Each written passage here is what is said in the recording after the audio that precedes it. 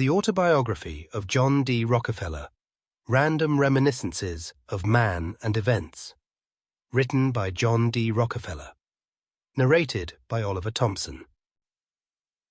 Preface.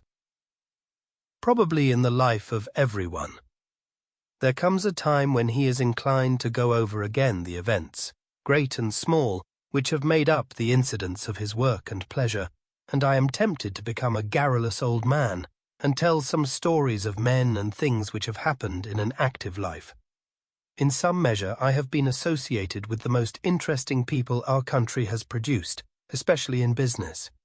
Men who have helped largely to build up the commerce of the United States, and who have made known its products all over the world. These incidents which come to my mind to speak of seemed vitally important to me when they happened, and they still stand out distinctly in my memory. Just how far anyone is justified in keeping what he regards as his own private affairs from the public, or in defending himself from attacks, is a mooted point. If one talks about one's experiences, there is a natural temptation to charge one with traveling the easy road to egotism. If one keeps silence, the inference of wrongdoing is sometimes even more difficult to meet, as it would then be said that there is no valid defense to be offered. It has not been my custom to press my affairs forward into public gaze. But I have come to see that if my family and friends want some record of things which might shed light on matters that have been somewhat discussed, it is right that I should yield to their advice, and in this informal way go over again some of the events which have made life interesting to me. There is still another reason for speaking now. If a tenth of the things that have been said are true, then these dozens of able and faithful men who have been associated with me, many of whom have passed away, must have been guilty of grave faults.